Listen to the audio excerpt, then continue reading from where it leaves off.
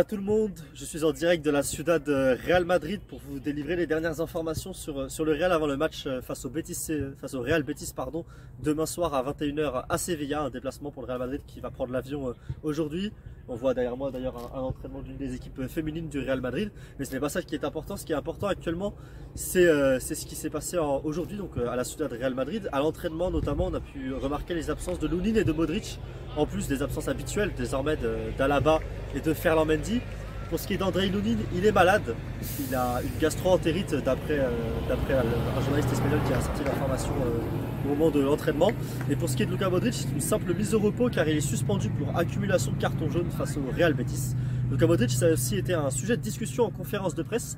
Sa prolongation notamment, il y a une question qui a été posée à Carlo Ancelotti à ce sujet. Et Carlo Ancelotti a répondu qu'il faisait confiance à Modric pour faire le bon choix et qu'actuellement Luka Modric est en train de discuter avec le club. D'un point de vue sur Luka Modric encore, son style de jeu a été questionné par un journaliste qui en tout cas a amené le fait que Modric et Kroos ensemble étaient trop lents au milieu de terrain. Ce à quoi Carlo Ancelotti a pris à contre-pied cette question en disant que Luka Modric et Toni Kroos ne ralentissent pas le jeu, qu'ils accélèrent le ballon, ils n'ont pas besoin de courir car ils font courir le ballon et qu'ils ont tellement un temps d'avance finalement sur le terrain qu'ils n'ont pas besoin d'être de grands athlètes pour être de grands joueurs. Ensuite, c'est l'animation offensive du Real Madrid qui a été longuement discutée dans cette conférence de presse par le biais de plusieurs questions, des questions sur Alvaro, des questions sur Benzema. Sur Benzema, Carlo Ancelotti a dit qu'un attaquant ne peut pas marquer à chaque match, être bon à chaque match, que ça arrive des moments faibles, entre guillemets, et que qu'il a évidemment une entière confiance en Karim Benzema, qu'il trouve très bien physiquement, bien mieux que sur la première moitié de saison. Ensuite, il a aussi parlé d'une possible association d'Alvaro Rodriguez et Karim Benzema dans un 4-4-2, en disant que Karim Benzema, oui, a le profil de pouvoir jouer avec un autre attaquant, et c'est une réelle possibilité pour le Real Madrid de voir une association Alvaro Rodriguez-Karim Benzema dans le futur. Alvaro Rodriguez qui a aussi été... Ancelotti a aussi été questionné sur Alvaro Rodriguez en conférence de presse et il a rappelé que le joueur progresse beaucoup en ce moment et que tant qu'il s'entraîne bien et qu'il joue bien sur les temps de jeu, sur les petits bouts de match qu'il a, il continuera à avoir du temps de jeu pour l'équipe A au Real Madrid.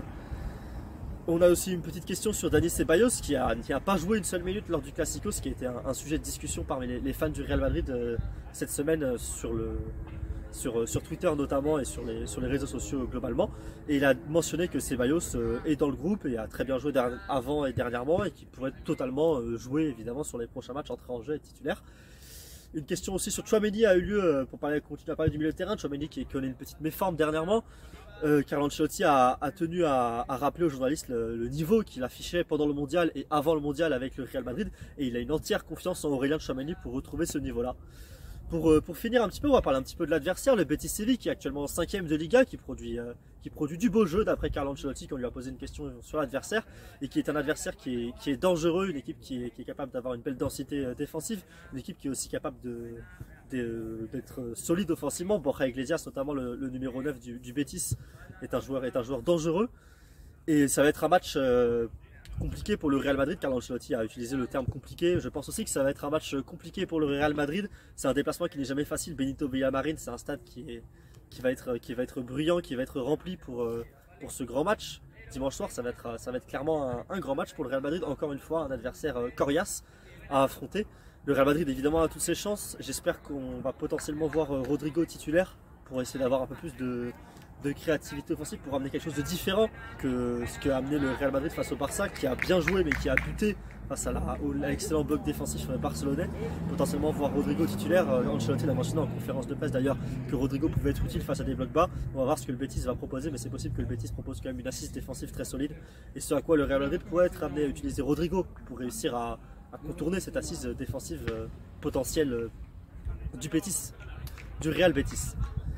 Sur ce, je vous remercie d'avoir regardé cette petite vidéo et on se retrouve très bientôt pour une nouvelle sur la chaîne YouTube du Journal du Real. On se retrouve évidemment sur le site du Journal du Real, sur le Twitter, sur le Instagram, sur tous les réseaux sociaux.